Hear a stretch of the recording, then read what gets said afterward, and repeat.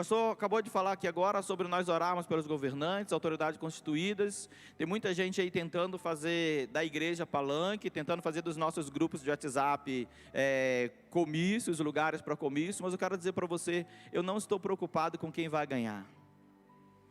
Porque independente de quem vai ganhar, o Brasil continua debaixo da guarda do Espírito Santo de Deus.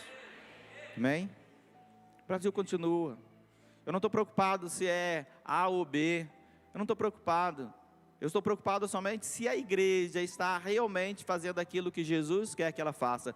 Porque se a igreja estiver fazendo aquilo que Jesus quer que ela faça, nós vamos orar. E independente de quem esteja lá em cima, nosso Brasil vai ser um Brasil melhor em nome de Jesus. Amém? Minha mãe trabalhou, depois você vai entender um pouquinho, com o Betinho, com o irmão do Enfio, que era um líder muito forte no Rio de Janeiro, e ele falava assim: se o povo brasileiro soubesse o poder que tem, provocava uma revolução a cada 5 minutos. E eu parafraseei o Betinho. Eu sempre digo assim: se o povo cristão soubesse o poder que tem, provocava um milagre a cada 5 minutos.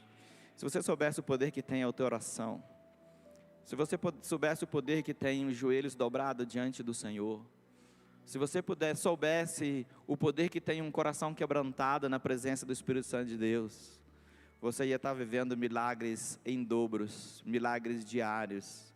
Você ia estar vendo o poder de Deus de uma forma totalmente diferente. Mas enquanto nós confiarmos que quem está com a caneta na mão, com a faixa no peito, é quem resolve, nós não vamos vivenciar os milagres de Deus. Nós precisamos entender, é importante o voto consciente, é importante orarmos por aqueles a quem nós votamos, mas é importante nós confiarmos somente em Jesus.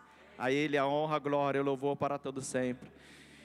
E na primeira ministração, eu introduzi o texto que nos foi proposto de Apocalipse capítulo 2, versículo 4, e passei ali para a igreja, para os irmãos, o contexto de Apocalipse, que João está ali na ilha de Patmos, está preso, João está exilado, e muitos de nós imaginamos que João morre ali exilado. Domiciano também pensou que João ia morrer ali exilado. Só que João vai ser libertado depois. João vai voltar à igreja de Éfeso, e João vai escrever a primeira, a segunda e a terceira carta de João, completando assim a obra dele, e depois o Senhor o recolhe. Sabe por quê? Porque não é a autoridade humana quem diz como é que a obra do Senhor vai funcionar, é a autoridade lá de cima. É Ele quem diz, é Ele quem opera, é Ele quem faz, é Ele quem determina. Eu tenho ensinado a igreja e falado para a igreja assim: irmãos, cuidado com essas orações que a gente tem aprendido aí. Eu determino agora a cura em nome de... Não, querido. A Bíblia fala assim: apresentáveis diante do Senhor com orações e súplicas e ações de graça. Depois que você recebeu, se agradece. Outra máxima que eu ensino à igreja: a gente só para de orar pedindo quando começa a orar agradecendo. Assim eu tenho um ciclo de oração: eu pedi, eu recebi, eu agradeci, eu pedi, eu recebi, eu agradeci, eu pedi, eu recebi, eu agradeci, e assim a gente vai. E aí então esse João agora, que estava na ilha de Patmos, ele recebe essa palavra, e essa igreja que é elogiada, essa igreja que ela é interessante, essa igreja que ela estava um pouco se perdendo na sua direção, mas não era uma igreja que estava recebendo uma repreensão. Tem muita gente que estuda o livro do Apocalipse e fala assim: o Senhor repreendeu a igreja, as 7 igrejas. Não, querido. O Senhor enviou um alerta. Apocalipse é uma carta de amor para a igreja. A Bíblia é uma carta de amor para a igreja. Você está indo bem, você está no caminho bom. Só que eu queria que você melhorasse aqui, porque você está deixando a desejar aqui. Quantos de nós gostaríamos de ouvir um feedback assim: Senhor, onde que eu estou deixando a desejar? Fala comigo. Fala comigo, Senhor, se eu não estou perdoando. Fala comigo, Senhor, se eu não estou amando como o Senhor gostaria que eu amasse. Fala comigo, Senhor, qual é a tua vontade. E o Senhor envia essa carta. E o Senhor, Ele não manda alguém, não. Ele mesmo fala assim: olha, eu vou ditar, você escreve. E a carta que eu vou ditar, você vai escrever, você vai mandar para a igreja. E vai dizer assim: assim diz o Senhor. Eu tenho total reverência quando alguém chega e diz: assim diz o Senhor. Mas o irmão chegou para mim e falou assim: pastor, Deus falou no meu coração que eu tenho que ir para a igreja e tal. Eu falei: glória a Deus, vai com Deus. Porque se Deus falou, quem sou eu para questionar contigo? Se Deus falou no seu coração, quem sou eu para dizer que não, querido? Vai com Deus. Se você quiser voltar, a porta aberta. Mas se você quiser ir, vai, porque Deus falou. Não tenho nada para dizer. Mas o senhor não vai tentar fazer eu ficar aqui? Eu falei, não. Se Deus falou com você, você vai. E aí então a gente vai compreender isso. Assim diz o Senhor, Ele envia essa carta.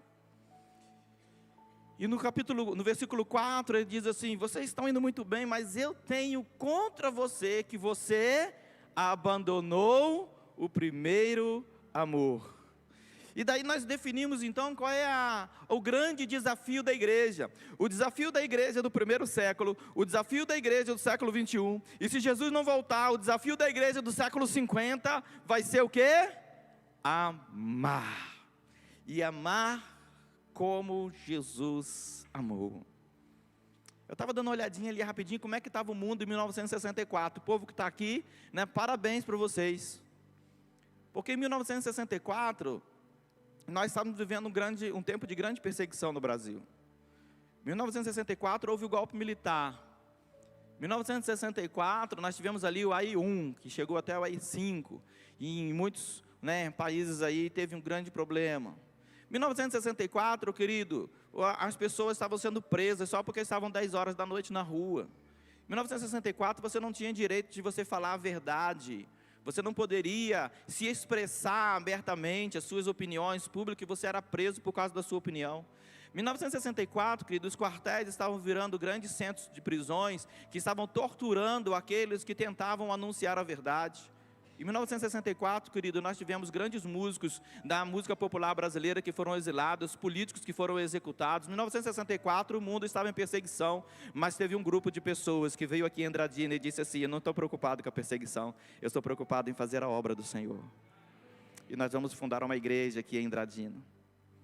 Ele falou mais ou menos em abril de 64, né? Em março de 64 estourou o golpe militar. E você para e pensa isso, querido, olha que coisa extraordinária. A situação externa não atrapalhou a situação interna. O exterior, a circunstância não impediu a obra do Senhor de acontecer aqui em Nova Andradina. Não impediu. Não impediu das igrejas abrirem suas portas. E ainda que nos lares, ainda que nos subterrâneos, ainda que nos guetos, a igreja continuou louvando ao Senhor. Porque se o Coliseu não fechou, se a perseguição não fechou, não vai ser o golpe militar que vai fechar. Não vai ser homens humanos que vão, pessoas comuns que vão fechar a igreja. Sabe por quê? Porque no meio da igreja está aquele que passeia e que tem as 7 estrelas na mão. Jesus está neste lugar, amém? Jesus está aqui. E Jesus ama a sua igreja. Jesus ama você. Você já ouviu essa palavra hoje? Você pode falar para a pessoa que está ao seu lado aí: Jesus te ama, na sua frente, e fala para ele: Jesus te ama. Mas fala de uma forma profunda, fala de uma forma verdadeira. E esse Jesus que nos ama, esse Jesus que cuida de nós, que ama a sua igreja, Ele olha para a igreja de Éfeso e fala assim: Éfeso, vocês estão indo muito bem, vocês têm qualidades extraordinárias, vocês têm predicados extraordinários, mas eu quero dizer uma coisa para você: você abandonou o primeiro amor, volta correndo, porque senão serei obrigado a tirar o candelabro daí. A minha presença não vai poder mais estar no meio de vocês, se vocês não reacenderem a chama do Espírito no meio de vocês. E aí a gente viu então que o nosso desafio de amar, o primeiro desafio de amar dentro desse contexto, é de amar o Senhor da igreja. Como é bom, irmãos, quando a gente chega aqui na igreja, a gente canta esses louvores, a gente diz assim: te amo, Deus, o Deus da minha salvação, o Deus do meu louvor. E amanhã de manhã eu estou lá no pancadão na minha casa, escutando um pagode. Eu já falei para os irmãos lá que eu gosto de sair e viajar com os irmãos, eu gosto de fazer visita, mas coisa boa, pastor, é você andar de carro. Já viu? Você vai assim: vamos ali em Ponta Porã, vamos embora lá. Aí você entra no carro do irmão. Aí rapidinho, se ele não for esperto e rápido, trocar a estação do rádio, ou o pendrive que estava lá, você descobre tudo, irmão. O Spotify estava ali programado errado. Querido, você faz visita, você vai, começa a conversar com o irmão, você faz a visita, o irmão prepara a casa, o pastor vem. Até o cachorro toma banho, né? Você chega lá, o cachorro está penteadinho assim, igual eu, com o cabelo de lado. Aí o pastor se demora mais um pouco. O pastor falou assim, não vou fazer. O pastor Marqueto falou comigo que fez visita de 15 minutos e chegou a fazer 24 visitas num dia. Você é um guerreiro, né? Eu gosto de fazer nos 45 minutos, pastor. Sabe por quê? Porque depois de meia hora você descobre com quem você está falando. Porque o camarada pode segurar o ego dele por até 29 minutos. Com 30 ele já renegou a mãe. E você descobre quem é a pessoa. E eu sempre falo lá para os irmãos o seguinte, nós batistas, graças a Deus, somos uma igreja muito aberta, né, muito flexível, não somos liberais, tá, pastor? Nós não somos liberais, mas é uma igreja muito flexível, muito fácil você estender a liderança. Mas eu falo para todos eles que estão ali, ó, que esses degraus que estão aqui, e os lá de Amambai, tem um preço muito alto a ser pago. O preço da vida no altar do Senhor. Um preço de vida. Um preço de você colocar o seu coração diante da presença de Deus. Um preço de você buscar a presença dEle mais do que o que Ele pode te oferecer, mais do que Ele pode fazer por você. Um preço de você se render diante dessa presença. O preço de você vivenciar esse amor de Jesus para a sua vida dioturnamente. Dioturnamente. E nós estamos aqui nesse momento de culto agora, nesse momento de adoração, é o ápice do nosso encontro. Mas aqui precisa ser a extensão ou a expressão máxima daquilo que você faz na sua casa. Porque se na sua casa não está tendo adoração, não adianta você vir para a igreja. Se na sua casa não está tendo louvor, se na tua casa não está tendo derramamento do Espírito, não adianta você vir para a igreja. Você precisa vir aqui, aprender e levar para a tua casa. Você precisa vir aqui aprender e deixar o Espírito Santo de Deus conduzir a sua vida. E esse Jesus que ama e nos chama, como Ele chamou Pedro, e nos levou a entender que Ele quer adoradores, mas não é somente pessoas que cantam, porque a gente confunde adoração com música, né? Estava lá na igreja adorando, e estava cantando e tal, mas o que o pastor pregou? Não sei.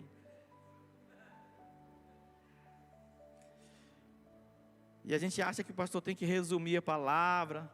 Eu fui pregar no retiro, e o irmão falou assim, pastor, vou te avisar, a janta vai ser depois da mensagem. E já o culto está muito apertado, pastor, se eu puder reduzir a mensagem. Aí eu falei assim, me dá o programa.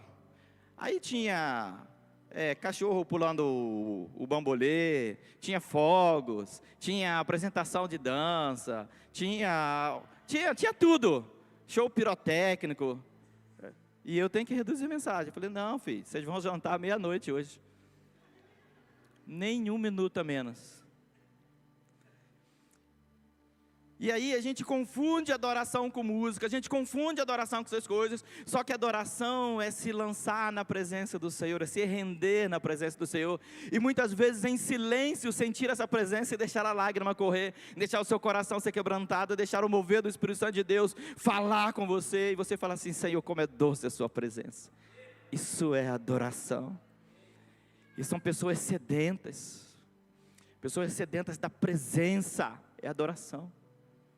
Cantar faz parte, ler a palavra de Deus faz parte, fazer o seu devocional diário faz parte, acordar de madrugada clamando a presença do Senhor faz parte, e dormir tarde, fazer jejum, buscar, ser um apoiador do reino faz parte, tudo isso é adoração.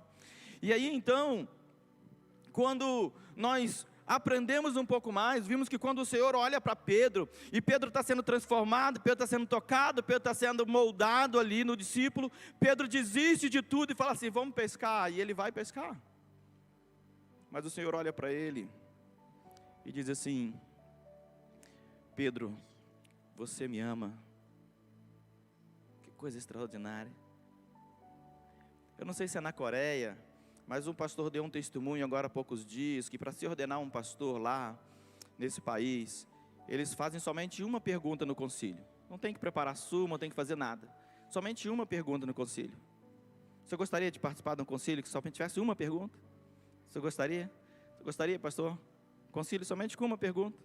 E aí, pastor Dani, uma pergunta só, você responde a pergunta, ou está aprovado ou reprovado, tá bom? Você está pronto para morrer por Jesus hoje? Se titubear, se gaguejar, você não está pronto. Pode ir embora. O dia que você estiver pronto, você vem e a gente ordena você. Porque Pedro disse assim: mestre, eu vou até a morte contigo, mas Jesus disse para ele: ainda hoje você vai me negar 3 vezes. E ele negou 4, sabe por quê? Porque depois que ele negou 3, ele angustiou seu coração, se amargurou, foi embora, sumiu. Voltou, foi pescar, ele negou a fé, ele abandonou tudo e voltou para pescar. Mas embora ele tenha voltado a pescar, Jesus sabia o que estava plantado no coração dele. Jesus conhece o que está plantado no seu coração, querido. E talvez você esteja nesse período que você está voltando a pescar, que você está voltando a fazer o que você fazia antes, mas Jesus vai lá te resgatar, porque Ele te ama. E Ele diz assim: Cefas, agapaume, Pedro, tu me amas com um amor incondicional? E Ele diz: Rabi, filoste, mestre, eu te amo com amor de amigo. E depois, na terceira vez, ele volta e fala assim: Cefas, filos-me, você me ama com amor de amigo.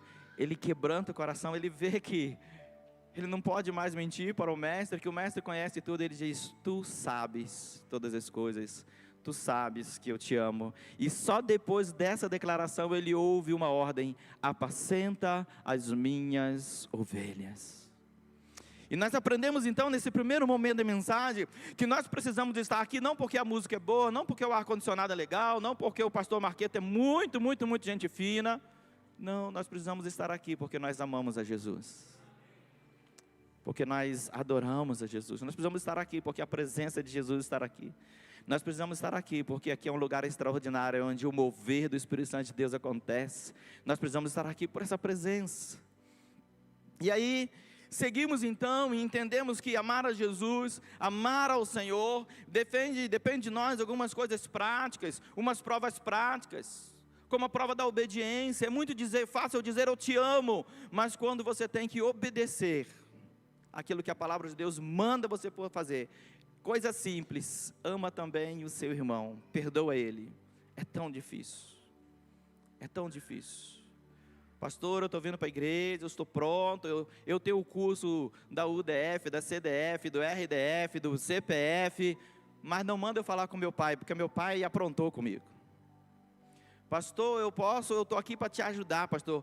Dentro da portaria, servir cafezinho, a pregar, eu faço o que o senhor quiser, mas o senhor só não manda eu falar com a minha irmã, porque a minha irmã, deixa eu falar um negócio. Queridos, se Deus mandou amar, e eu preciso entender isso, e aí então a prova da obediência, ela é difícil. A prova da retribuição. E depois ainda vem a prova da renúncia, quando eu tenho que renunciar ao meu eu. Eu queria ser advogado. Depois eu queria ser psicólogo. Mas eu não queria ser pastor. E aí você precisa renunciar a isso. Né? Você precisa renunciar às suas vontades e dizer assim: Senhor, não eu, mas a tua vontade, o que o Senhor tem, qual é o teu plano? E eu quero dizer para você o seguinte: o plano de Deus é muito maior e muito melhor do que o meu e o seu plano. Lá em Isaías 58 ele diz: porque os meus pensamentos não são os seus pensamentos, porque os meus pensamentos são mais altos que os vossos pensamentos. Olha que coisa extraordinária, como a palavra de Deus é completa em nós. E aí agora, por amor, nesse amor, nós aprendemos hoje pela manhã que além de amar o Senhor da igreja, nós precisamos amar a igreja do Senhor. E venhamos e convenhamos, querido, a gente pode até nutrir algum carinho especial pelo Senhor, mas basta surgir uma festinha de aniversário no domingo, 5 horas da tarde, que a igreja roda. Eu e minha esposa estávamos conversando ontem, como nós vamos fazer na Copa. Tem um jogo domingo, 5 horas da tarde. Do Brasil, querido. Já viu, pastor Marqueta?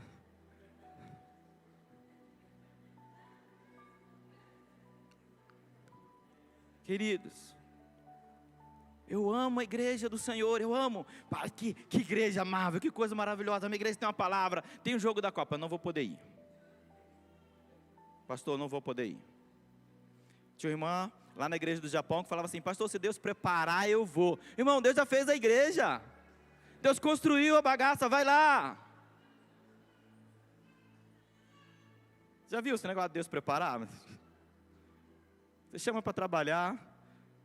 Aí estava com Deixa depois eu falo.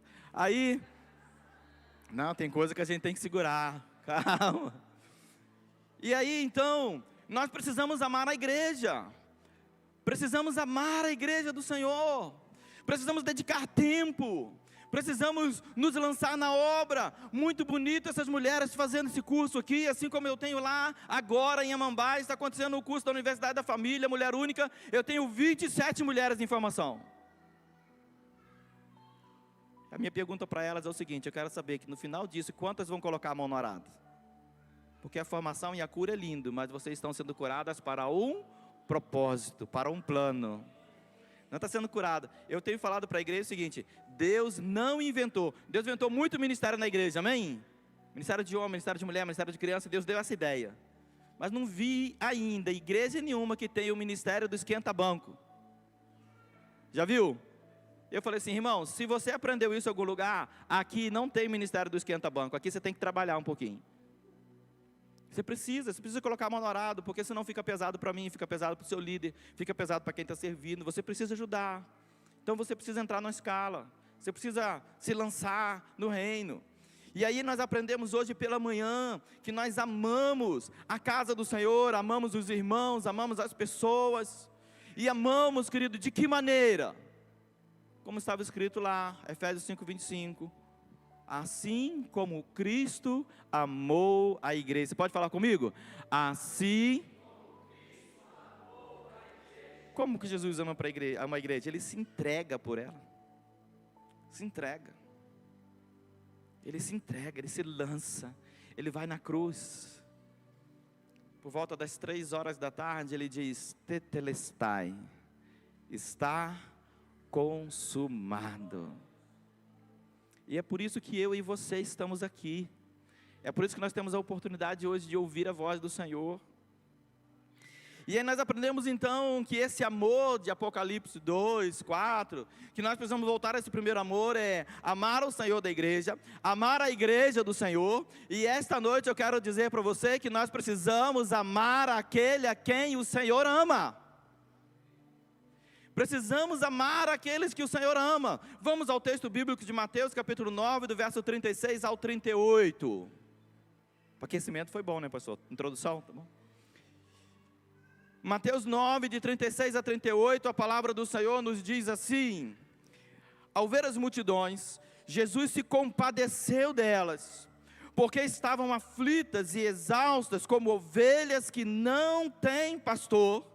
Então Jesus disse a seus discípulos: a seara é grande, mas os trabalhadores são poucos. Por isso peça ao Senhor da seara que mande trabalhadores para a sua seara.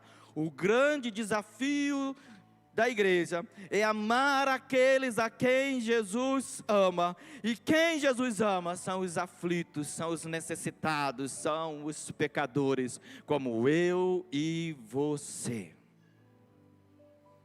Jesus ama. Jesus está ali com seus discípulos, e ele se retira, ele vai para um lugar distante, porque ele já estava muito cansado, ele precisava descansar. Mas de repente ele vai na porta, e ele vê uma multidão que está passando, que está se aproximando até ele. Uma multidão de enfermos, uma multidão de pessoas que precisavam ser curadas, uma multidão de pessoas arrependidas dos seus pecados, uma multidão de pessoas sem direção, uma multidão de pessoas com fome, uma multidão de pessoas com sede da presença do Espírito Santo de Deus. E ele então olha, e o coração de Jesus aperta dentro do peito por aquelas pessoas. Eu falei, não sei se foi hoje de manhã, creio, que nós estamos querendo encher as nossas igrejas de pessoas perfeitinhas. Nós estamos tentando encher a igreja dos santos.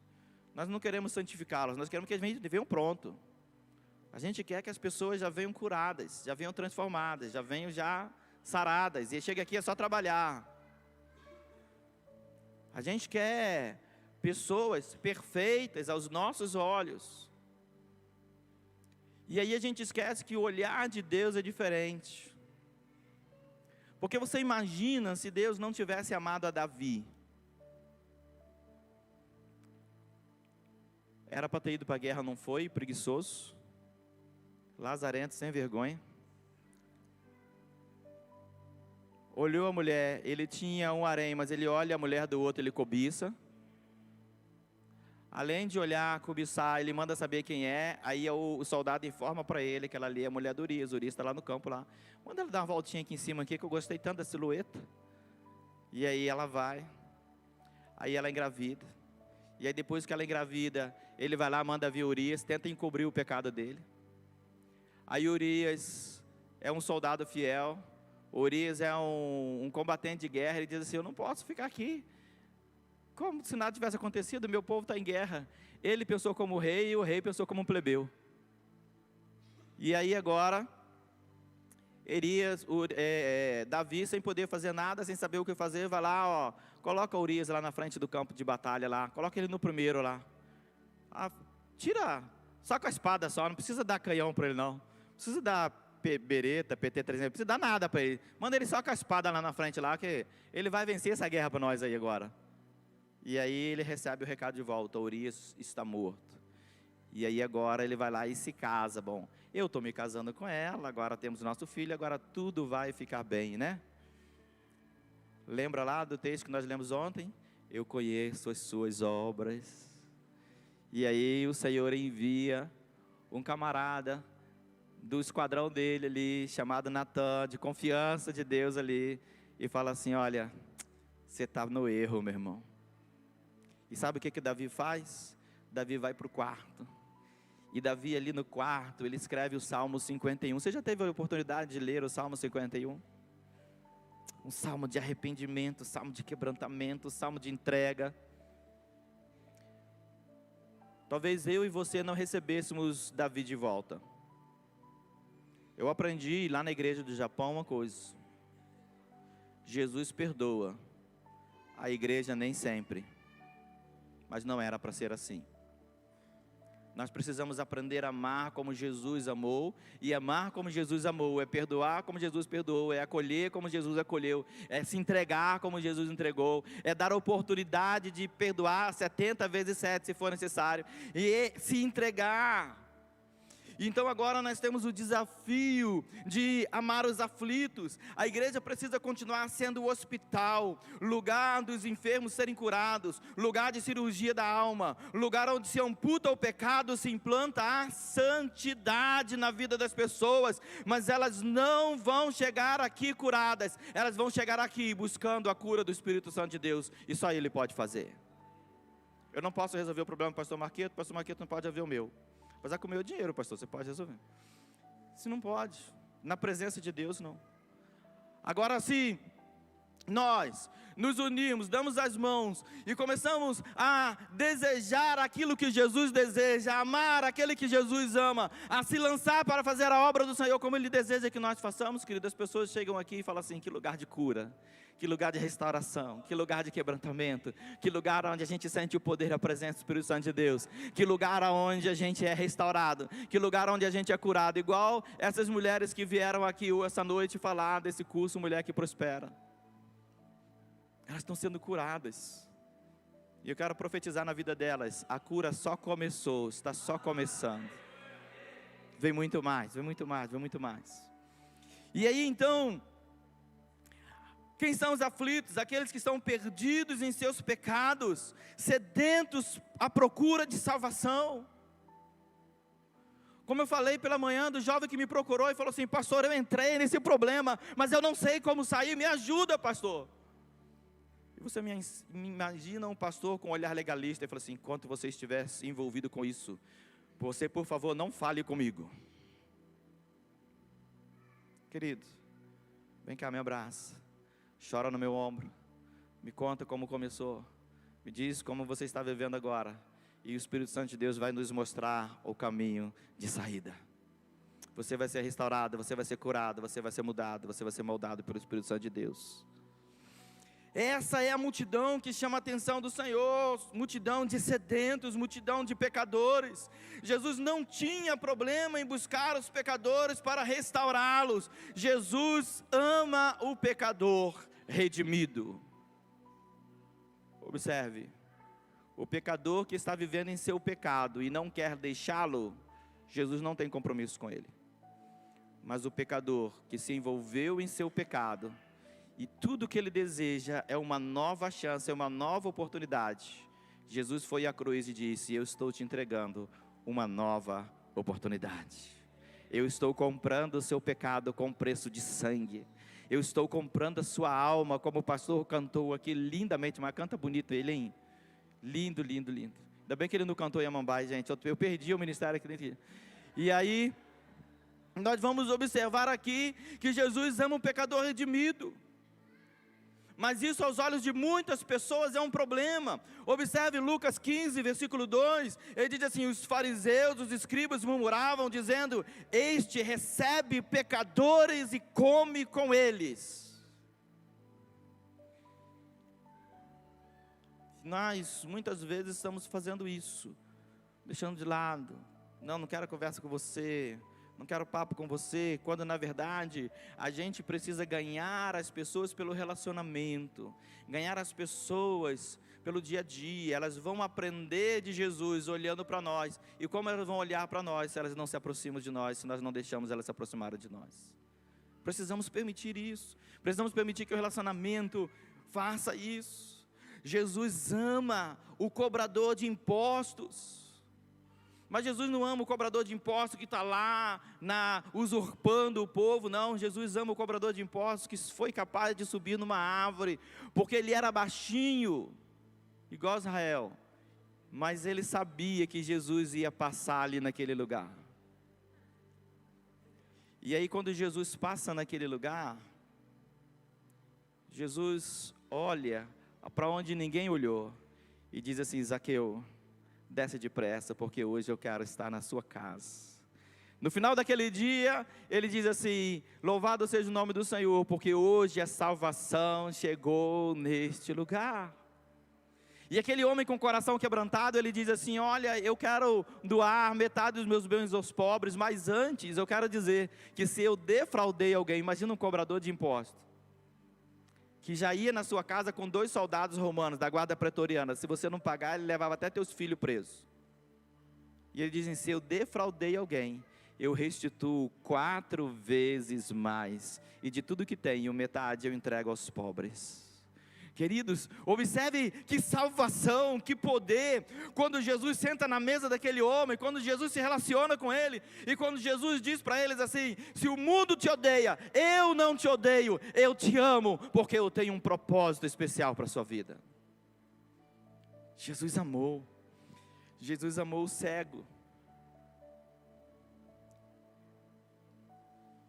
Não sei, aqui na cidade não deve ter, mas no Rio de Janeiro, onde eu trabalhava lá, trabalhei muito tempo numa empresa grande, no metrô do Rio de Janeiro, e a gente tinha que atender muitos deficientes visuais. E os deficientes visuais, na sua verdade, eles são carentes da presença de Deus. E eu creio que as nossas igrejas hoje, a gente tem que despertar para isso.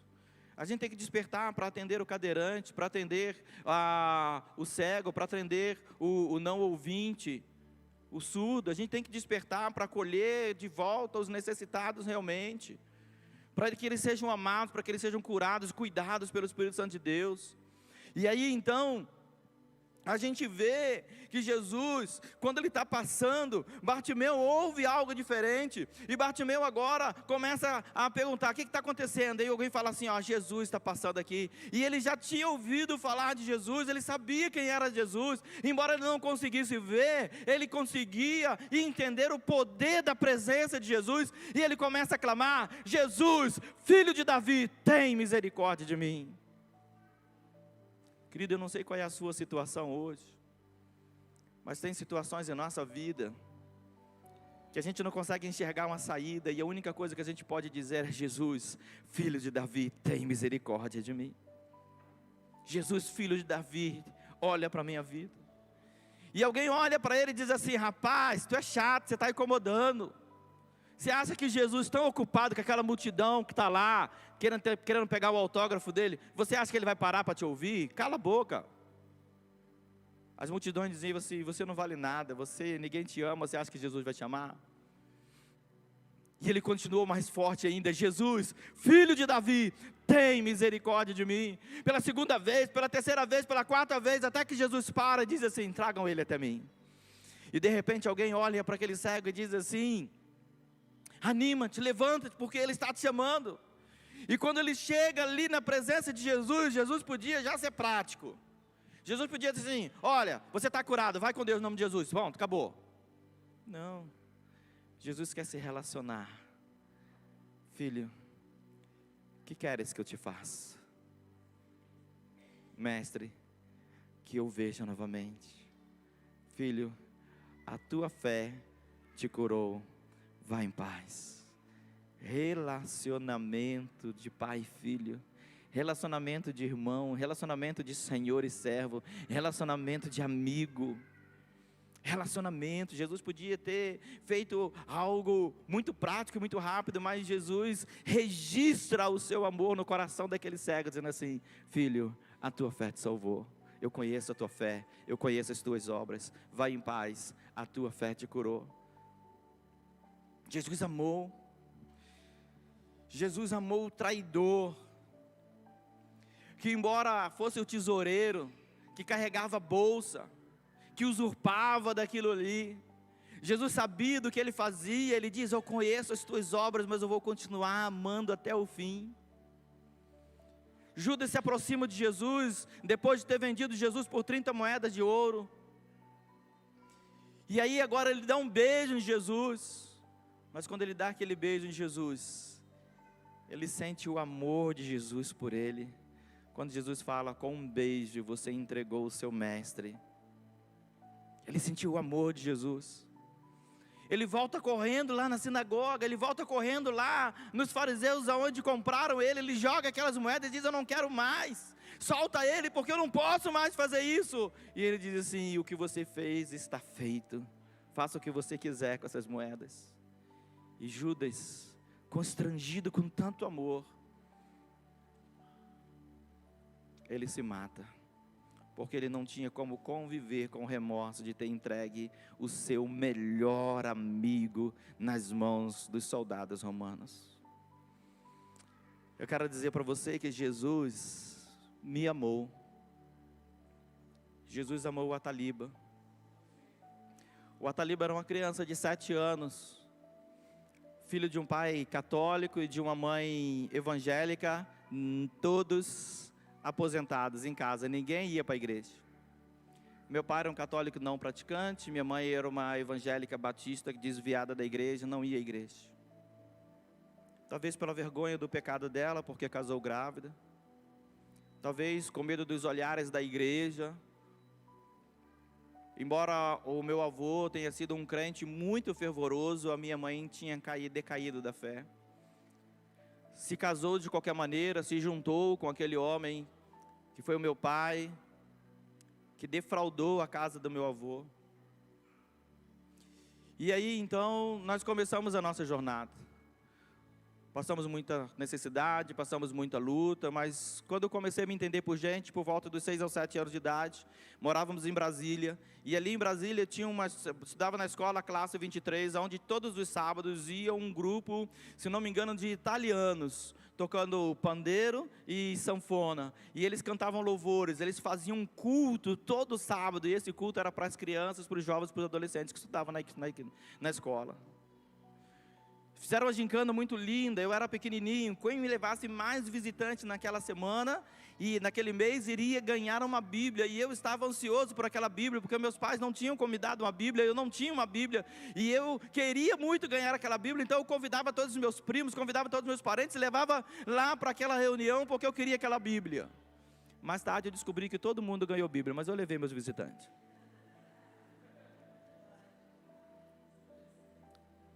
Ali, aquela equipe da missão, eles fazem um convite.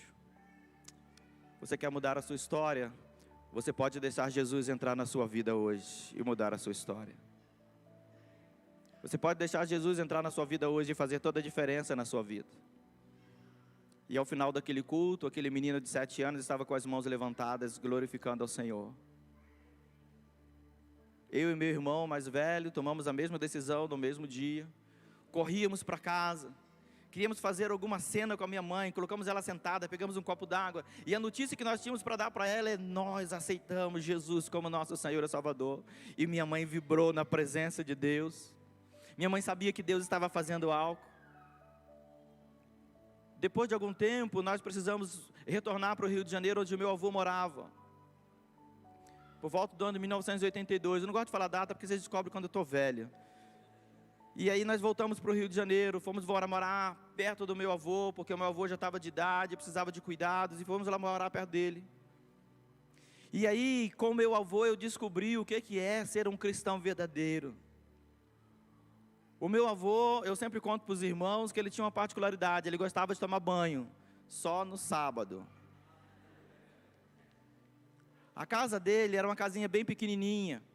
O banheiro não tinha encanamento, não tinha chuveiro. Então, aos sábados, a gente batia lá a bomba para ele lá, tirava a água do poço, enchia a bacia lá, os baldes, e ele pegava a água, jogava assim na cabeça, tomava banho sábado. Mas, às vezes, ele ia lá no tanque e se resolvia lá no tanque mesmo com banho tcheco. Já viu o banho tcheco?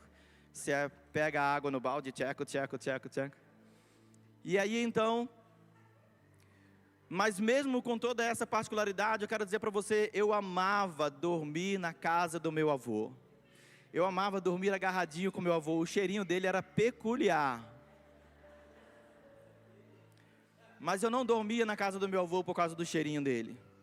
Eu dormia na casa do meu avô porque por volta das 3 horas da manhã, o seu Tarcílio Silva levantava, pegava a lamparina, colocava no meio da sala, que era de chão batido, pegava a Bíblia dele e colocava do lado, ele ajoelhava e eu ajoelhava junto com ele, e ele lia o salmo que diz: coloque a tua boca no pó e clame ao Senhor, porque talvez ainda haja salvação para você. E ali às 3 horas da manhã o dia amanhecia. Ali às 3 horas da manhã eu ouvia meu avô sendo usado pelo Espírito Santo de Deus. Ali às 3 horas da manhã estava sendo plantada uma semente de oração no meu coração que eu não consigo largar até hoje. Ali às 3 horas da manhã eu estava vendo a revelação de Deus através da vida do meu avô. Charles Spurgeon, o príncipe dos pregadores batistas, ele diz assim: de 100 pessoas, 99, uma lerá a Bíblia, 99 lerá o cristão. A importância do testemunho pessoal para a sua família, dentro da sua casa, com a porta fechada. E aí a gente orava, a gente clamava ao Senhor. Eu amava ir para a escola bíblica dominical com meu avô se arrumava daquele jeito, né? Banho daqui para cima, mas bem arrumadinho. Meu avô andava a passos largos e eu tinha que andar rápido, porque eu era bem mais baixo que o meu avô, então eu tinha que andar rápido para acompanhá-lo, mas eu não perdia um culto. Todo domingo eu estava lá na igreja metodista wesleyana, e estávamos ali recebendo a palavra de Deus, estávamos ali recebendo o amor de Jesus, e fui crescendo nessa direção. Mas antes que eu estivesse maduro o suficiente, o Senhor recolheu o meu avô. E eu voltei para aquela casa onde o pai era um católico não praticante, com vários problemas na sua personalidade, no seu caráter, e a mãe uma batista, frustrada, afastada da igreja. E aí então eu tomei uma decisão e falei assim: ó, quer saber o seguinte, eu sou dono do meu nariz, eu faço o que eu quero com a minha vida. E depois de andar à deriva um tempo, eu sentei nos bancos da igreja católica, e fui para a igreja católica, e fiz a primeira comunhão. Era meu sonho fazer a primeira comunhão. Eu via todo mundo comendo aquelas hóstias lá, aquelas bolachinhas brancas, coisa deliciosa, dava água na boca. Eu falei: eu quero aquele negócio. E eu fui para a igreja católica, eu fiz a primeira comunhão, eu fiz o crisma lá. Lá na igreja católica eu conheci a jovem mais bonita do Brasil. E continuei ali. Minha mãe desenvolveu lá a sua liderança como líder comunitário. Os meus pais, nessa época, era uma época do governo do Leonel Brizola no Rio de Janeiro. E ali houve muitas invasões de terra. E naquele tempo, então, nós tivemos ali uma invasão de um pedaço muito grande, que era a área rural na nossa cidade, e ali começou-se então a invasão de terra. A minha mãe, que era uma líder nata, uma líder por excelência, chamada pelo Senhor para liderar, a minha mãe se enfiou no meio daquele negócio, e no final das contas, presidente da Associação de Moradores da Vila Esperança, Dona Valdez Silva. à frente daquele trabalho. Aquele trabalho foi desenvolvendo, e eu fui crescendo na igreja católica. Aquele trabalho foi prosperando lá. Gente de todo canto do Brasil chegava lá para receber um pedaço de terra, e minha mãe tinha já a documentação, minha mãe tinha tudo lá, e minha mãe atendia pessoas carentes. Por isso nós tínhamos tanto contato com o Betinho. Betinho ia na minha casa, frequentava a minha casa, e nós, a todo final de ano, a gente entregava mais de 150 a 250 cestas básicas para as famílias carentes, na campanha Natal Sem Fome do Betinho. E aí, de repente, eu agora tinha uma profissão, herdei a profissão do meu pai, era fotógrafo, tinha 2 lojas. Minha mãe tomava conta de uma loja e depois trabalhava na seção de moradores, e eu tomava conta de outra loja, já ajeitando meu casamento, tudo certo. Mas o meu primeiro amor tinha se esfriado. Por conta das lojas eu não tinha mais tempo de ir na igreja, pastor. Por conta das lojas eu não tinha tempo de ler a Bíblia. Tinha encontros do meu grupo de juventude, eu não estava mais lá, porque agora eu sou um empresário. Agora eu sou alguém importante na sociedade, agora eu quero casar, agora eu tenho muita coisa para fazer. Eu não tenho tempo para Jesus agora. Eu não tenho tempo para a igreja agora. Eu não tenho tempo para Deus agora. Eu tenho muita coisa para fazer. E comecei a minha vida. E aí então, dentro dessa ótica, indo muita gente para aquele bairro, foi muita gente boa morar naquele lugar, mas o tráfico de drogas logo descobriu aquele lugar. E o tráfico de drogas começou a dominar aquele lugar. No Rio de Janeiro, há uma guerra entre o Comando Vermelho e o ADA, que são amigos dos amigos. E eles tentam tomar território um do outro. E ali houve guerra entre o território para território. Eles assumiram aquele lugar. De repente, um daqueles jovens morre. E eles agora querem a associação de moradores, a sede da associação de moradores, onde a minha mãe tinha feito um grande trabalho para fundar. E eles não conseguem falar com a minha mãe, e o vice-presidente não liberou a chave, não estava também na cidade. E a partir daquele momento, minha mãe desagradou quem ela não deveria ter desagradado. E saiu então uma sentença: execução. Dia 21 de dezembro de 1998, 7 homens armados entraram na minha casa. Então, meu padrasto, na época, foi executado com 3 tiros. E a minha mãe foi executada com 8 tiros no corpo. O meu irmão mais novo era o único que estava indo à igreja batista da nossa cidade, do nosso bairro. E quando ele viu que não tinha mais jeito, os bandidos iam entrar na casa, ele abraçou a Bíblia. E ele disse assim: Senhor, recebe o meu espírito, porque agora eu vou conhecer a dor da morte. Mas o primeiro jovem que entrou na minha casa armado, quando ele viu o meu irmão abraçado com a Bíblia, ele não teve coragem de fazer nada com o meu irmão. Ele puxou a geladeira do Plex, colocou meu irmão atrás da geladeira e empurrou a geladeira de volta. Abriu a porta, os outros 6 bandidos entraram. Executaram a minha mãe e meu padrasto na sala de casa. E eles saíram sem saber que tinha um menino atrás da geladeira, um menino de 17 anos atrás da geladeira. Esse menino de 17 anos agora sai correndo. Vai à delegacia, pede ajuda. Mas esse menino de 17 anos tinha um chamado no coração dele, tinha Jesus no coração dele. E quando ele viu ainda meu padrasto ainda gemendo de dores, meu padrasto falou para ele: corre e pede ajuda para a gente. E ele falou assim: antes de pedir ajuda eu preciso te perguntar uma coisa. Ele diz o quê? Você aceita Jesus como seu único e suficiente Salvador, ainda que seja o último momento? E o meu padrasto, que era totalmente resistente à igreja, diz assim: eu entrego a minha vida a Jesus agora. Pede ajuda. Meu padrasto faleceu no hospital. Minha mãe faleceu naquele lugar. E a partir desse momento, Deus pega a ampulheta do tempo da minha vida e diz assim: até agora você controlou, mas a partir de agora, ou você entrega na minha mão, ou tudo acaba aqui. E aí então, queridos, o chão se abriu. Tudo aquilo que eu tinha controle, tudo aquilo que eu tinha domínio, que eu era um bom empresário, que eu tinha um projeto de vida, que eu tinha um plano de vida, que eu tinha uma estratégia de vida, se foi pelo ralo. Eu não sabia mais o que fazer, nem quem eu era, eu não sabia mais para onde ir, eu não sabia mais que direção tomar, embora eu sempre fui muito prático e decidido nas minhas coisas, eu não sabia mais para onde ir, não sabia o que ia ser de mim, eu não sabia mais o que ia ser da minha vida. E aí, Fui tentar cuidar do meu irmão, deixei meu irmão na casa de uma pessoa, fui para o hospital, fui para a delegacia. Quando cheguei na delegacia, vi o meu irmão na frente de um policial, com uma arma na frente dele, o policial gritando com ele que ele tinha que confessar, que ele tinha que falar, que ele tinha que reconhecer. E aí eu tentei tirar meu irmão dali, a polícia não deixou. Eu olhei para o meu irmão e falei assim: a partir desse momento, você não fala mais nada, você não viu nada, você não sabe nada, porque eu sei o que é morar no Rio de Janeiro. E aí meu irmão se calou. O policial ficou nervoso, bateu na mesa e falou: se é assim você pode levar ele, mas os próximos a morrer são vocês. E aí dali eu peguei meu irmão, deixei na casa de uma irmã da igreja, e eu fui procurar ajuda. E quem Deus me direcionou foi o meu tio Paulo César, minha irmã Marlene, diácono da igreja batista e diaconisa da igreja batista.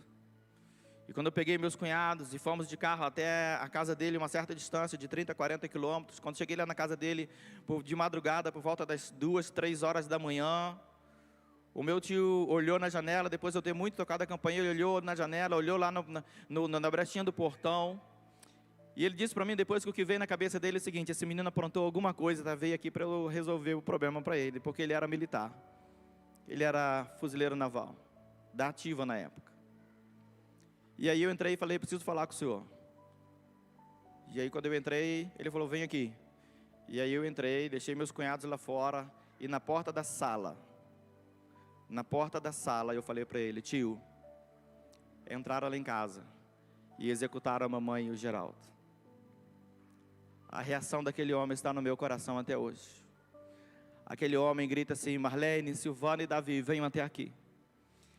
E aquele homem, ele se ajoelha na sala da casa e diz: vamos clamar ao Senhor, porque uma grande tragédia se abateu na nossa família. Aquele homem que era militar, ele não disse assim: eu vou pegar uma arma e vou sair com você agora. Aquele homem que era militar, ele não disse assim: eu vou resolver esse problema. Não, ele disse assim: só o Senhor pode nos ajudar agora. Só o Senhor pode nos ajudar agora. Só o Senhor pode nos dar uma direção agora. E eu que estava longe, eu que estava distante do Evangelho de Jesus, eu que estava tão frio, quando olhei aquela imagem, eu lembrei do meu avô às 3 horas da manhã. Eu lembrei da minha origem. Eu lembrei de onde eu vim. Eu pensei: por que eu abandonei tudo isso? Por que eu deixei de lado a presença poderosa do Senhor? E aí então, depois de orar, clamar e chorar na presença do Senhor, o meu tio senta na sala, me acalma e diz assim: o que você precisa que eu faça? Lembra o que Jesus falou para o cego?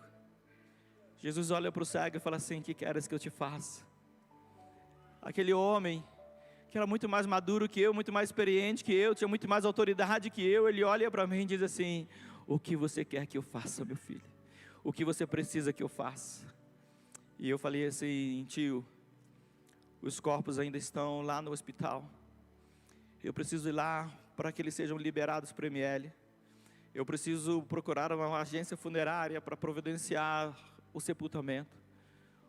O Flávio está na casa de uma pessoa e eu preciso ir lá resgatar o Flávio de lá. E aí então a gente começa uma jornada. Quando nós saímos, que começamos a rodar o bairro e buscar o meu irmão e fazer alguma coisa, nós percebemos que tinha um carro que estava nos seguindo. Nós percebemos que aquele carro estava muito perto, que aquelas pessoas estavam muito acirradas, e o meu tio, com os cursos militares que ele tem, ele começou a fazer algumas voltas propositais, aquele carro continuava fazendo a volta, então ele procurou um lugar de refúgio, estacionou o carro e ele disse assim: nós precisamos esperar amanhecer, nós não podemos fazer nada agora de madrugada. E ali, os minutos e as horas passavam como um conta-gota, o tempo para, o relógio do tempo para, tudo para. E aí eu perguntava: Senhor, por que eu estou passando por isso? Por que eu, tão promissor, com tantos sonhos, com tantos projetos, com tantos planos, estou passando por isso? E aí então, passou os dias, nós fizemos o sepultamento da mãe. No sepultamento da minha mãe tinha uma multidão, mais de 500 pessoas, muita gente lá de fora. Muita gente tentando se aproximar, muita gente vindo para se despedir. E eu convidei um pastor para dar uma palavra. E o pastor deu uma palavra. Nós fizemos o sepultamento da mãe. 3 dias depois, a ficha caiu. E eu comecei a chorar sem parar, entendendo aquele momento que eu estava passando. Entendendo agora o que vai ser da minha vida. Eu estava pronto para casar, mas agora eu não tinha nem casa para morar mais. Eu fui morar com os meus tios.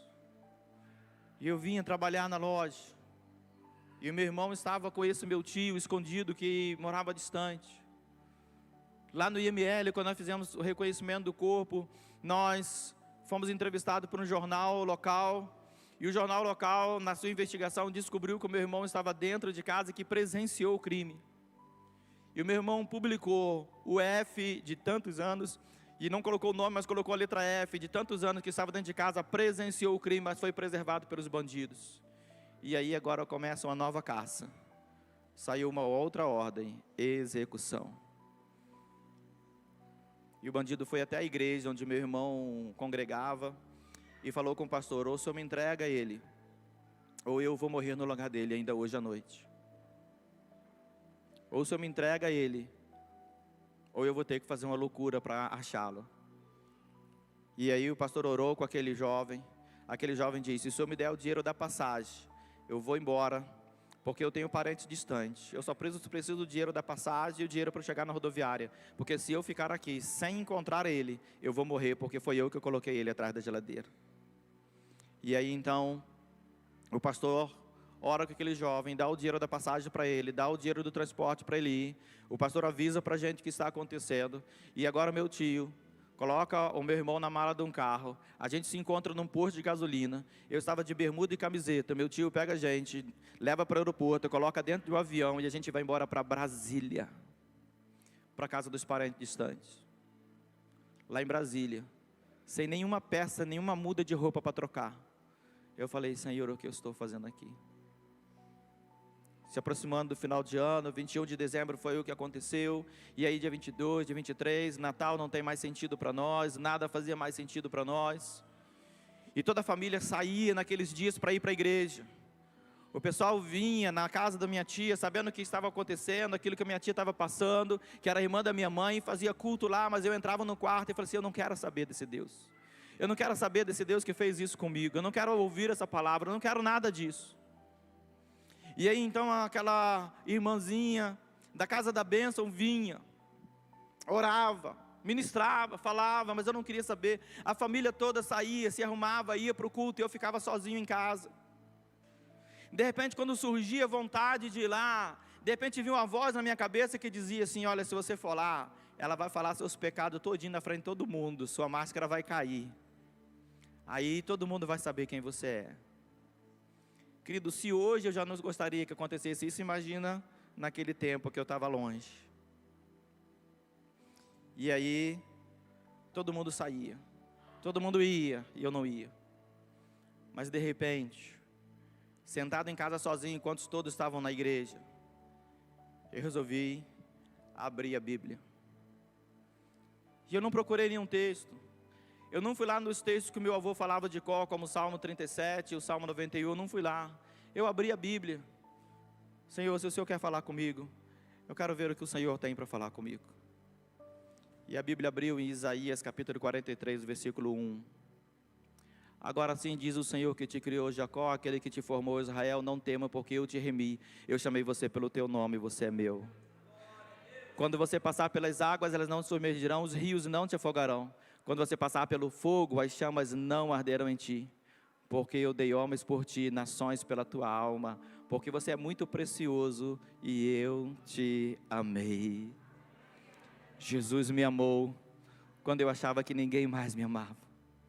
Jesus me amou quando eu achava que eu estava sozinho. Jesus me amou quando eu estava preso na culpa dos meus pecados. Jesus me amou mesmo depois de eu tê-lo abandonado, mesmo depois de eu tê-lo traído, mesmo depois de eu ter me afastado dele. Jesus me amou. Ele me amou. E aí meu irmão chegou em casa, todo mundo chegaram em casa. E eu sem entender aquilo, li Isaías 43 todinho, depois li de novo, e chamei meu irmão e falei assim, cara, olha aqui, eu abri a Bíblia e aconteceu isso. E ele falou assim, Taliba, lê de novo até o versículo 5. E ali o Senhor começou a falar comigo. E Ele não parou de falar comigo até hoje. Até hoje. Queridos, depois disso eu resolvi ir lá naquela igrejinha. E nós chegamos na igrejinha, pastor, que a igrejinha era menor do que esse altar. Mas no final lá do altar tinha uma escadariazinha que descia. Lá embaixo do púlpito, embaixo do altar, tinha um cômodo que não tinha janelas. Era 1 ou 1,20 por uns 4 metros mais ou menos. Aquela parede cheia de fotografias de muita gente que passou por ali. E aí então eu cheguei ali. E aquela mulher começou a orar e começou a falar comigo. E conforme aquela mulher ministrava, parecia que Deus ia tirando coisas do meu coração. Deus ia tirando coisas do meu coração. Deus ia tirando coisas do meu coração. E no final ela disse assim, você não tem nada para fazer em Brasília. Deus tem um plano e Deus está chamando você. E eu era noivo ainda ia me casar. Ela olhou para mim e ela disse assim, fique tranquilo, a sua esposa vai andar junto com você no ministério. E eu nem ministério sabia que tinha. Quando cheguei no Rio de Janeiro, que eu me casei, a primeira coisa que ela falou para mim é o seguinte, você quer ser crente, você vai, e eu não vou. Não preciso contar o final da história, né? E aí então, queridos, quando o Espírito Santo de Deus começa a falar conosco, quando o Espírito Santo de Deus começa a ministrar, nós entendemos então agora precisamos de uma igreja, precisamos de um lugar. Mas nós colocamos uma coisa no meu coração, voltamos a morar no mesmo bairro, mas nós falamos assim, a igreja que o Flávio era, nós não vamos, porque quando a gente chegar lá, as pessoas vão ficar perguntando para a gente do Flávio, e a gente não pode dizer nem onde o Flávio está.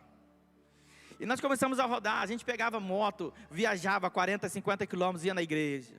Viajava depois mais perto de carro, ia em outra igreja. Nós rodávamos a cidade toda, visitávamos igreja para todo lado. E tinha igreja que a gente visitava tantas vezes que a gente já se sentia da igreja, mas o irmão falava assim, ô, bem-vindo visitante. Eu falei, quebrou aí na emenda agora. Eu estou aqui tanto tempo que eu sou visitante. Tinha igreja que a gente entrava que o povo nem falava com a gente. E aí, naquela época eu estava de moto, armou uma tempestade, mas nós queríamos tanto ir para o culto. Você lembra do primeiro amor? A chuva não vai impedir eu ir daí na igreja. E eu olhei para ela, ela olhou para mim e falamos assim, vamos fazer o seguinte, só hoje, a gente vai aqui na igreja, que era a igreja do Flávio, tá bom? Mas só hoje, domingo que vem, o tempo vai estar melhor, a gente vai em outro lugar. Nós fomos naquela igreja, e ali, a igreja nos amou. Ali nós fomos abraçados, ali nós fomos acolhidos, ali ninguém perguntou o que estava acontecendo comigo, não, eles falaram assim, olha, nós te amamos, olha, a gente estava ansioso para você chegar aqui, olha, vai ter um encontro de oração na segunda, venha, olha, na terça-feira tem um encontro maravilhoso aqui das mulheres, venha, olha, na quarta-feira tem um culto de ensino, venham para cá para você aprender mais da palavra de Deus, olha, o pastor quer fazer uma visita na sua casa, o pastor quer orar com você, olha, tem o encontro das mulheres, olha, tem o encontro dos homens. E a gente foi para aquela igreja, pensando em ir uma vez só, e nós passamos 10 anos naquela igreja. Ali o Espírito Santo de Deus nos formou, ali o Espírito Santo de Deus moldou o nosso coração, ali o Senhor tratou o nosso coração, e eu saí dali seminarista, quase formado. Ali Deus concluiu o chamado dele na nossa vida. Mas quando a igreja olhou para mim, ela olhou para mim como Jesus, que viu aquela multidão e se compadeceu dela, porque ela estava vendo alguém que estava aflito, alguém que estava precisando de cuidado, alguém que estava precisando, sedento pela presença de Deus, alguém que queria mais de Deus do que qualquer coisa que o mundo pudesse oferecer. Alguém que entendeu que longe de Cristo o caminho é somente perdição, longe de Cristo somente dor e tristeza, mas na presença e no altar do Senhor a alegria e a vida para todo sempre. Queridos, precisamos, como Jesus amou, amar aqueles a quem Jesus ama. Talvez você entrou aqui essa noite como eu entrei naquela igreja, naquela primeira noite. Sedento, tentando encontrar um abrigo, tentando tomar de volta a sua vida e sentir a segurança, mas não mais a segurança dos seus recursos, não mais a segurança das suas boas ideias, mas a segurança que só Deus pode dar. Eu que era resistente ao Evangelho, eu que quando eu estava na igreja católica eu achava que eu sabia tudo, que eu podia tudo. Quando alguém me convidava e falava assim, Deus tem um propósito na sua vida, eu falava assim, isso aí é jargão para ganhar bobo. Até que eu li lá em Jeremias capítulo 29, versículo 11.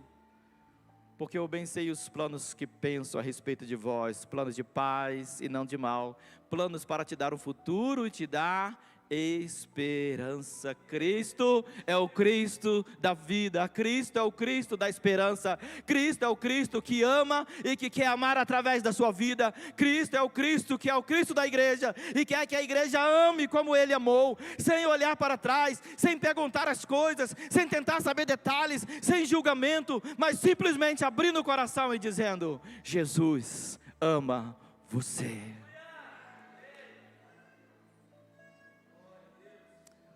Quando alguém fala para mim assim, eu não prego placa de igreja, eu falo assim, hipócrita. Porque quando eu olhei a placa, escrevi templo, eu disse, eu vou entrar aqui, porque aqui é o lugar da habitação do Senhor. Queridos, eu quero dizer para você, que até hoje eu não entendi o propósito, tudo o que aconteceu na minha vida, mas eu sei que Deus me deu uma nova chance. Eu era para ter ido para casa naquela noite, mas como eu era noivo, tinha muito trabalho, e eu estava sem carro na época, eu precisaria sair com o carro do meu sogro no dia manhã seguinte. A minha sogra comprou uma caminha de mola, daquela bem barulhenta, colocou na sala, e disse assim, você pode dormir aqui, meu filho. E eu dormia lá naquela sala. Eu era para ter ido para casa, e ter voltado lá para buscar o carro no dia seguinte de manhã. Mas o Senhor colocou um propósito no coração da minha sogra, de não deixar eu sair tarde da casa dela. Se você ficar aqui até tarde, você dorme aqui. A minha sogra me acolheu como uma mãe, como um filho. A minha sogra foi a primeira pessoa a olhar para mim e dizer assim, você não está sozinho, nós estamos aqui com você, passando por tudo isso. E eu quero dizer para você, querido, que você não está sozinho na sua luta. Você não está sozinho na sua dor. O Senhor conhece o teu coração. O Senhor sabe das suas madrugadas de choro na presença dEle. O Senhor sabe das suas frustrações. O Senhor sabe dos seus medos. O Senhor sabe, querido, das suas lutas. O Senhor tem o tempo da sua vida nas mãos dEle. E se você se render e entregar o controle da sua vida a Ele, você vai ver que Ele vai fazer tudo melhor.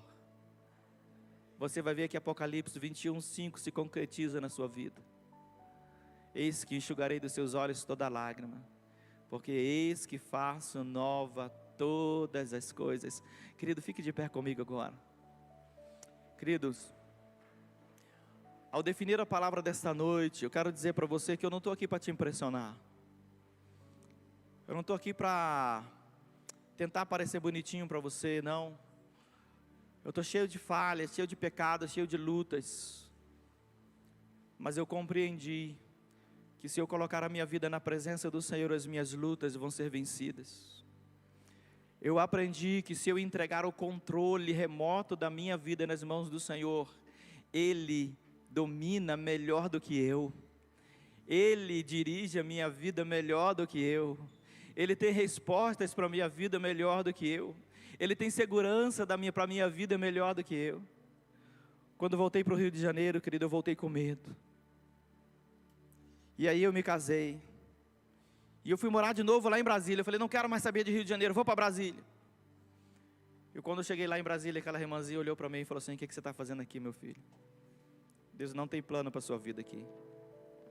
Um mês depois de ter levado toda a mudança para Brasília, com todas as portas fechadas lá, nós voltamos. E aí eu entendi o que é o Filipenses capítulo 4, versículo 7. E o Senhor, e a paz de Deus, que excede a todo entendimento, guardará os vossos corações. Os bandidos passavam no hall da minha casa, na frente da minha casa, dizendo assim, vai morrer todo mundo. Mas Deus guardava o meu coração. Havia tiroteio no bairro, havia problemas no bairro. E quando chegava de manhã, eu olhava para a esposa, olhava para mim, você trancou a casa? Ela, não, nem eu, a casa estava toda aberta. Havia ameaças de morte, mas eu deitava a cabeça no travesseiro e dormia tranquilo, porque aquele que me guarda não dorme. Os amigos chegavam até a mim e falavam assim, cara, você não pode ficar aqui, você vai morrer. Eu falei assim, se eu morrer, é porque Jesus não tem um plano na minha vida. Se eu não morri até agora, é porque Ele tem um plano na minha vida. Então, eu persigo. E eu só saí do Rio de Janeiro quando eu estava pronto para aquilo que Deus queria que eu fizesse. Queridos, não sei qual é a sua luta. Não sei qual é a sua dor. Não sei onde está apertando o calo da sua vida. Não sei quais são as suas frustrações, talvez até com Deus. Não pensa que eu fiquei feliz com Deus quando eu vi minha mãe num caixão. Quando eu vi meu padrasto, que era meu amigo. Não pense que eu fiquei feliz, não, eu fiquei frustrado. Mas no final Ele me disse, eu guardei você. Foi eu que não permiti que você estivesse lá. Foi eu que sustentei você. E hoje, quando eu assumi o ministério, e quando eu vejo tantas vidas que a gente pode abençoar e transformar com o testemunho que Deus nos deu, eu não consigo entender a plenitude, o propósito completo, mas eu consigo entender um pouquinho. Deus me salvou para que eu pudesse ajudá-lo a salvar você. Quero agora fazer um desafio para você. Você não precisa me contar a sua história, você não precisa dizer onde é a sua dor. Mas o chamado é você voltar ao primeiro amor. Como eu voltei ao primeiro amor, eu sou apaixonado por Jesus. Eu sou apaixonado pela igreja de Jesus. Eu sou apaixonado pelo povo de Jesus. E se você sente no seu coração, querido, que você precisa voltar a esse primeiro amor, que você precisa acender a chama do Espírito Santo de Deus na sua vida, eu queria que você saísse do seu lugar e você viesse aqui à frente, junto comigo. Eu quero orar por você. Não fique com vergonha. Você não vai contar a sua história para ninguém. Você não vai precisar falar nada para ninguém. Você sai daí, vem para cá. Se você quiser se ajoelhar, ajoelha. Se você quiser se colocar aqui na frente, se coloque. Se talvez você está ouvindo o chamado do Senhor na sua vida hoje, o Espírito Santo de Deus te chamar hoje, e você está agora encontrando seu primeiro amor hoje, o desafio é você vir junto. Vem junto para cá. Vem junto para cá. E eu queria convidar os pastores para estar aqui comigo aqui à frente.